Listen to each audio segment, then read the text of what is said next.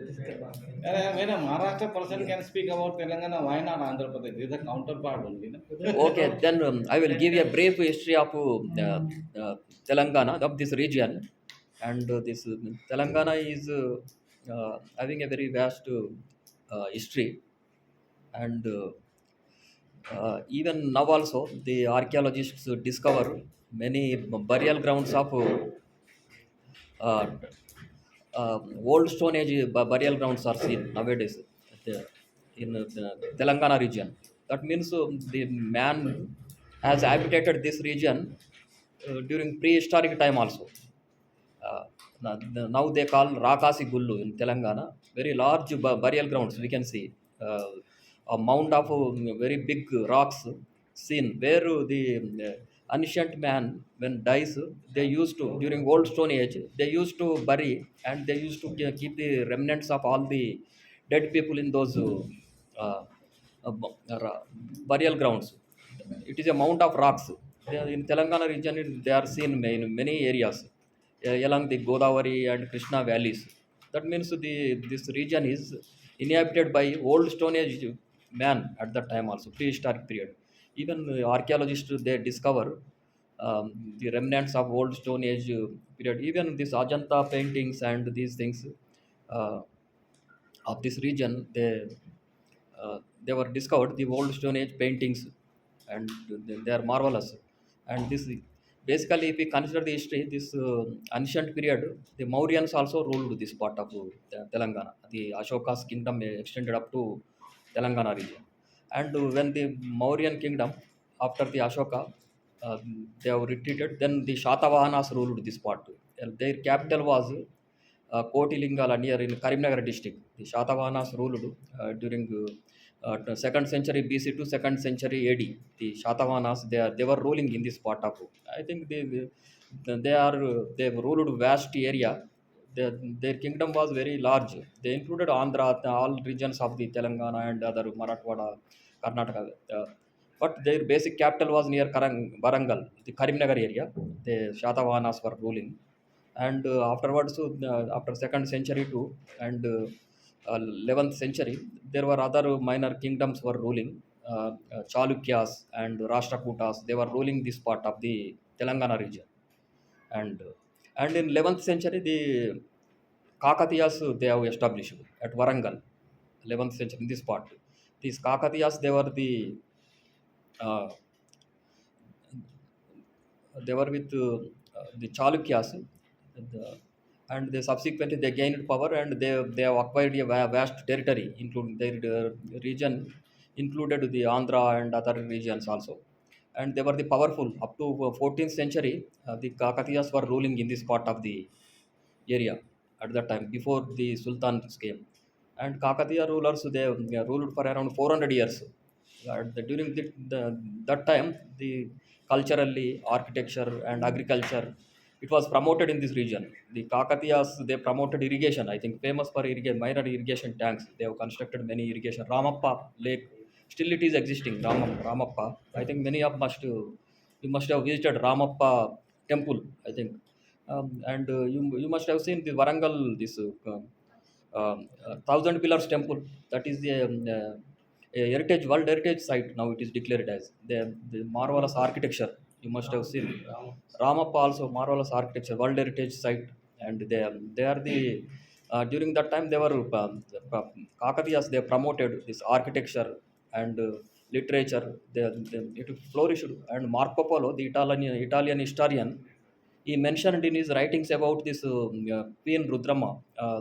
She was one of the in those days only. She was the uh, woman ruler in those days. At that time, she was ruling the vast kingdom from Varangal. Um, Italian historian, yeah, he mentioned in his writings about this Kakatiya kingdom, and they have promoted irrigation. There were a lot of irrigation tanks were they were built, and this Ramappa Cheru, Ramappa Lake, this is still it is irrigating source of irrigation. For like that, many they have constructed not only in Telangana and Andhra, other regions also, and they were facing stiff contest. And in the 14th century, and the last ruler, Prataparudra was defeated by this Alauddin Khilji's commander Malik Kafur. He raided and he captured Prataparudra, a last kingdom. He was the last ruler of Kakatiya, glorious Kakatiya rulers. He was captured and taken to Delhi, and then the Kakatiya kingdom vanished. And I think still in Jagdalpur district, I have seen some of the primitive tribes. They claim they are the descendants of Kakatiya rulers in Chhattisgarh. I think when Prataparudra was captured, the others they must have left and they went to Jagdalpur and the forests and they must have settled there. And after Kakatiyas, then the Baimani Sultans they have gained power. I think after Alauddin Khilji captured, then the Delhi Sultans were not here for many time. They left and this his descendant Alauddin Khilji's descendant Muhammad bin Tughlaq also for some time he was in charge of this area, and after gaining power at Delhi, he also left. Then this Baimani Sultans they came, they have established, and their offshoot the Qutub Shahi rulers, they have gained power. Qutub Shahi rulers also ruled this part of Telangana region for many decades. Qutub Shahi rulers, and from the 13th to 17th century, they were ruled. Around 400 years, the Qutub Shahi rulers they have ruled. Qutub Shahi rulers they were the offshoot of this Bijapur Baimani Sultans, and their Baimani Sultanate also they have disintegrated into many kingdoms. Bijapur, Berar, you were telling Berar, Ahmednagar, and Golconda was one of the Sultan's kingdom. Golconda in Hyderabad, they were ruling this sultans, this Qutub Shahi sultans. They were ruling. They ruled for around 400 years. This region, this Telangana region, and other parts of Andhra, and simultaneously at that time Vijayanagara rulers gained power at southern part of Andhra and Tamil Nadu area in that area. And uh, during this Qutub Shahi rulers' time also, the Hyderabad city was established, constructed along the Musi River. This Kuli Qutub Shah, I think he has constructed Hyderabad city around 400 years before. And Hyderabad history dates back to 400 years. And they have constructed this, and in 18th century, I think 17th century, and the Aurangzeb raided, Mughals raided this Qutub Shahi dynasty, even though they were not only the Aurangzeb, he was fighting against Hindu rulers, but also Muslim rulers also against. He was this Golconda fort was captured for 6 months. This Aurangzeb camped near this. Now it is called the Fateh Maidan, Abid's area. In that area, he camped for 6 months for capturing Golconda fort, and he could not capture for 6 months. That was a strong fort, and bribing somebody, and that gates were opened, and they could able to capture that. And the Kuli Qutub Shah, this last, I think, Qutub Shahi kingdom ruler, he he was the last king. Then the Nizam, Asafjai rulers they called. Nizams, they also ruled from 17th century onwards, 17th century to 20th century. Almost 400 years the Nizams also ruled. Nizams are the offshoot of Aurangzeb. Aurangzeb, after defeating Golconda fort, Golconda, this region, and he is commander or those who have participated along with in the raid, Nizam Asafjai kingdom. He was Asafjah I. He was installed in Hyderabad as a ruler, and subsequently, when after Aurangzeb, Mughal kingdom became weak, and they were confined to Delhi only, and Asafjai rulers they regained power and they became independent. And the Nizams ruled for almost 400 years. But by that time, East India Company also came to India. East India Company they were gaining power, but and the Nizams were also facing competition from Hyder Ali from Mysore. Hyder Ali was the father of Tipu Sultan. He was also challenging Nizam, and Marathas also they were powerful at that time. Ma- Bajirao Peshwa, Maratha Peshwa, he was also challenging Nizams. And to protect his kingdom, what to this Nizam gave this Sarkar area. Sarkar area means this coastal areas, coastal Andhra, gave it to the East India Company at that time. At that time, British rulers, it was the rule was with East India Company only, and he was given these coastal areas. He sold it like that to some revenue they used to give, and in agreement they used to protect this Hyderabad kingdom. And the Hyderabad kingdom state included this Marathwada and some of the portions of Karnataka and Rayalaseema also subsequently given to Britishers, Rayalaseema districts.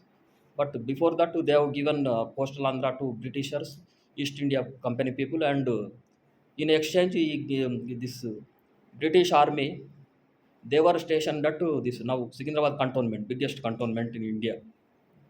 He has given this Nizam's lands only because Nizam's he was in and around all these lands belong to either Nizam only.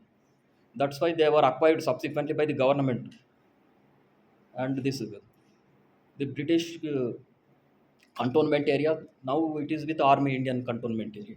At that time only Britishers only established this cantonment, Secunderabad cantonment area. They used to protect the Nizam kingdom from external aggressions, and in turn Nizam was given the Andhra area, and he was also getting some concessions. Like that, the Nizam used to manage this kingdom. Otherwise, all territories in India were conquered by Britishers subsequently, when Britishers established in India. But coastal Andhra, they were with Madras state only at that time, and subsequently Rayalaseema also were merged with British kingdom, British territories only. And Nizam's state was the largest princely state during British India time, British India, and some territories were there, Bhopal, Junagadh, and other princely states were there, but they were smaller kingdoms. But Nizam's state was the biggest, largest kingdom at that time, and they they were very notorious for very oppression. And as you know, this last Nizam ruler, he was the richest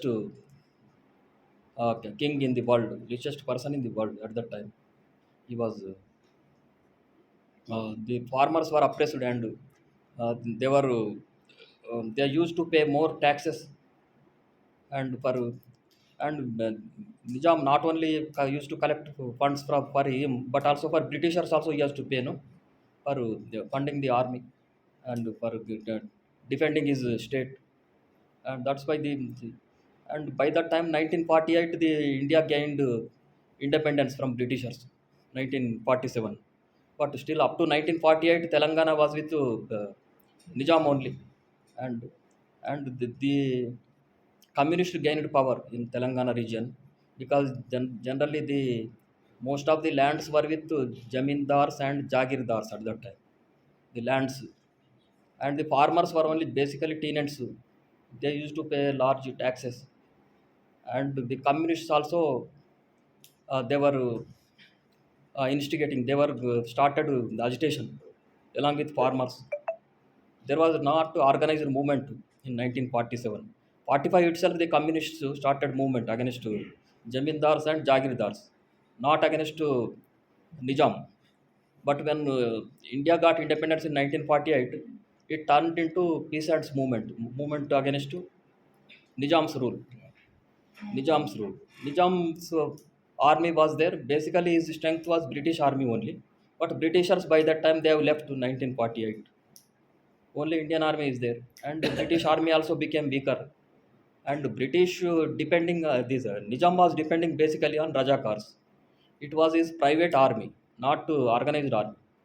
Earlier, he was having British army. When Britishers left to this Rajakars, they gained power. This private Rajakas army. were from Afghan or something. Nine, he used to Nizam used to employ from all Arabs and others Arab also, other only. places Yes. also used to bring and employ them. Yeah. Used to employ from other Muslim countries also. अभी He भी है was, उनके लोग, yeah, ऐसा भी वैसा। the जो भी एक he, पहलवान कोई केस हुआ था, इस दैट क्लान। yeah, then, तो निजाम के खिलाफ भी तो जैसे सबने कहा प्लेजेंट मूवमेंट हुआ था, बंडी है ना, बंडी बदार बंडी कट्टी फॉलो है ऐसे। yeah, that during 1947 48, at that time the peasant movement, basically they were armed rebellion of farmers only. Farmers, they have uh, at that time literacy rate was also very less.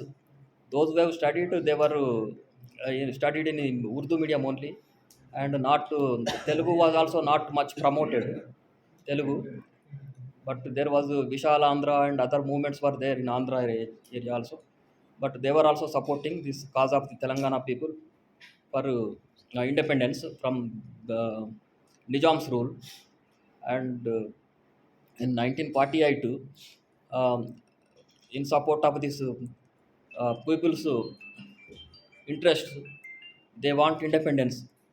And there were negotiation with government of India, but Nizam was not ready to merge with the Indian Union. And he was negotiating with this Pakistan also for, but you could not merge. No, it is in the center of the India. He could not merge, and he filed a petition in the UN also for declaring his state as independent state. But that is not considered. That is still pending. Like. And in 1948, and the government, this Indian government was formed by that time only, with Prime Minister Nehru and Home Minister Patel. And Patel was strong. He merged other princely states also, and he also requested Nizam to merge, but he was not agree. And in 1948, to Indian army was sent, and within 5 days they could able to capture entire. And there was not much resistance then, and Indian army they and surrendered. Nizam surrendered in 1948. Yeah, yeah, unwillingly, but he was made Raj Pramukh. That means governor, just like governor. And by that time, and some Vellodi was made the chief minister. Afterwards, Burgula Ramakrishna Rao became chief minister from Telangana region. And by that time, in 1953, SRC was formed by central government for reorganizing states. And 1953, there was agitation in Andhra region also to separate from Madras state. They were with Madras state. 1953, they Andhra state was formed. And as per state SRC recommendations, in 1956, Andhra Pradesh state was formed, merging Telangana and Andhra region. And by the time this Marathwada region was separated and merged with Maharashtra, and some this Karnataka, few districts, they were merged with northern Karnataka, merged with Mysore state, that and the Karnataka state was formed. And this Telangana merged with Andhra region, and Andhra Pradesh state was formed in 1956. But by the time, by 60 onwards, there was a differences. There was apprehensions, but because this Andhra region was advanced by that time only because of Christian missionary schools, the education was English education was promoted, and there was a bias in the recruitments also, because naturally they, when there was they were educationally advanced, they get the jobs. No? Those who literacy is rate is less in Telangana region at that time also. Then the in recruitments also there were not able to get jobs, and for since 1961 there was a difference. The demand for statehood again. In 1969, I think it gained importance. Then it turned into a movement, and people were agitating, especially students. They were leading the movement for protecting the regional. The mulki rules means mulku means region. Local rules, local only. Those who stay here for 12 years, they only can get job like that. And here, because those who have studied in other parts, they could not join in jobs. At least they should stay here for 12 years. They only will be taken into jobs or other posts. That is the mulki rules. Yes. And that was also not implemented properly. and that's why it was turned into a movement in 69. That first movement started in 1969, that is called Telangana movement. But at that time, somebody was mentioning that some Praja Samiti was formed, Telangana Praja Samiti, started by Chenna Reddy, I think, and he won, I think, 10 MP seats out of 16 MP seats. But uh, by the time, I think the Indira Gandhi was strong leader, Congress leader. There were no other regional parties at that time. Only communists were there. They were the main opposition parties, and Congress was ruling not only in states but also at the center. And the Congress government was very strong. They could manipulate anybody. I think they can. And subsequently, Chenna Reddy was pressurized to merge his party with Congress. He abandoned movement and he merged party, and he was offered some post. I think. And so, at that time in 72 also there was a movement in Andhra region for Visha separate Andhra state for them also, because they were also demanding for separate state. But subsequently the movement was suppressed in 72 and 71 itself, and they offered the chief minister post to PV Narasimha Rao in 1971, and Kasu Brahmananda Reddy resigned at that time, and PV Narasimha Rao was made prime minister, chief minister of this Andhra Pradesh state. But yeah, and he was toppled after 1.5 years. The government could not survive.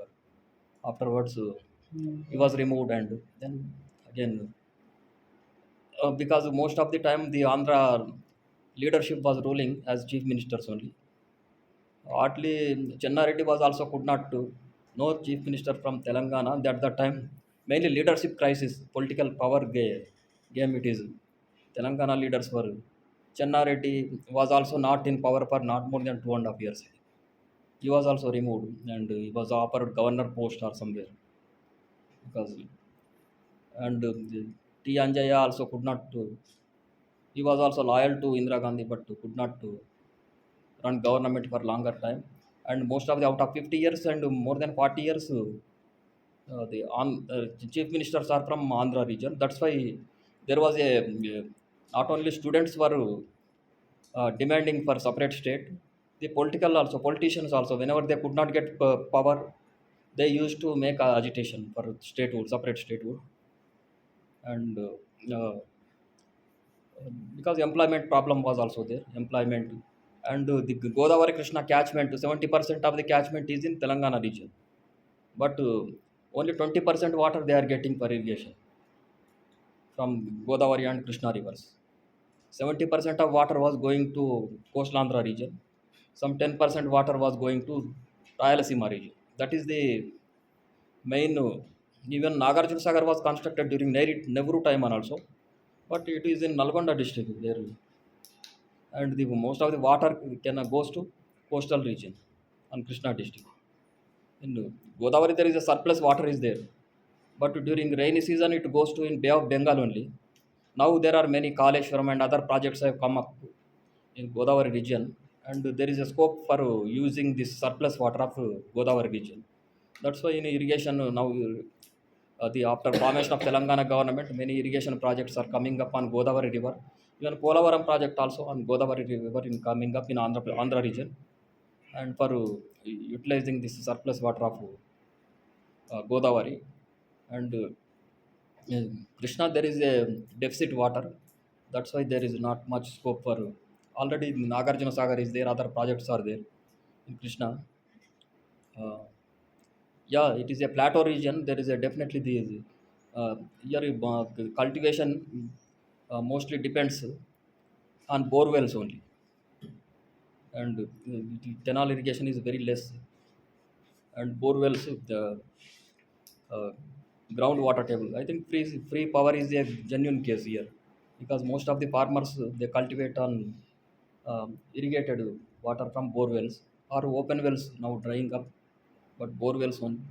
And the canal irrigation is very less, not developed as like in other Gangetic belt or other coastal Andhra region or other places. And irrigation is a must for agriculture development or any progress of any state or for prosperity. Andhra region became prosperous because of irrigation facilities, better agriculture development. they have become prosperous, and Telangana uh, will also become prosperous. Many natural resources are there, and Singareni coal mines are there in Telangana region, and other resources are there. These climatic conditions are favorable. That's why there is a lot of scope for development. Uh, Here, the climate is suitable for the entire year. This climate is very much suitable for not only for cultivation of crops, but also for people for staying and working also. This geoclimatic conditions, it is favorable. That's why many industries are also being established here. Not only that, the political stability and other resources, labor and water, power, these are essential for development of any state. Here they are promoting, the resources are there. These thermal power stations are established. Now there is no power cuts. Earlier here we used to have 10 hours power cut 10 years before. At that time. But now I think 10 minutes also it is not going. I think that now it is a surplus power. Power is essential for any industries or agriculture also. That's why the state is prospering. If there is no power, the industries will not be established. The industries will go away, and agriculture also cannot be promoted. And nowadays, this forestry activities also we are taking up social forestry and other, and this uh, the, there are many other projects are also coming up because considering this climatic conditions and other conditions. Most of the northern countries, I think there will be in winter there won't be any sunlight for not more than few hours. I think. In summer, I think there will be longer daytime. Such conditions are not favorable. Even some of the state from people from Russia, they come to Goa for during winter for staying here to escape harsh winter conditions. But it is Telangana is suitable for climatically, geoclimatically. It is a suitable place. That's why the industries are coming up.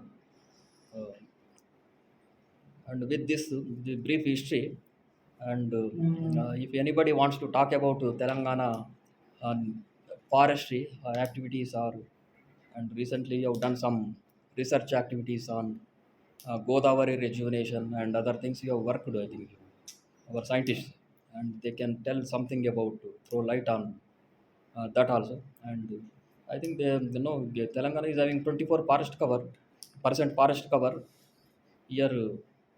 Um, Especially this northern part, they are having good forest chunk in Adilabad and this Kottagudem, Kambam, Warangal districts, Karimnagar district also. There are good forest patches are there, and we have to development is also essential, but at the same time we have to protect our forest, and then only this the resources, water resources and other resources are also safeguarded. If forest is not there, then uh, the development is not cannot be sustainable. It will not be a sustainable. Agriculture will not be sustainable, and the industries will not sustain. And at the same time, development we have to promote, but we have to protect our forests and environment for sustainable agriculture, for sustainable growth of industries. And government is also taking up trees outside forests increasing, and that was the carbon stock is improving in our forest areas. Social forestry is being promoted on large scale in Aritaram project in Telangana region. And apart from that, and the, there is a resilience in all the sectors of all the industries, agriculture and forestry industry, especially this IT industry, other industry are coming up here, and research. It is a hub of technology. That's what the people are telling. And recently, Prime Minister visited ISB and telling it is a hub of technology. This Hyderabad, Telangana, and biotechnology industries are coming up last year. Out of it, there are 4 vaccines, COVID vaccines are produced in Hyderabad itself at that time. 25% of what vaccines are Yeah, produced in what Hyderabad. Hyderabad only. All India, Hyderabad supplies vaccines to all countries, all other countries, all African countries, all ASEAN countries. Not only COVID the vaccines, but other vaccines also.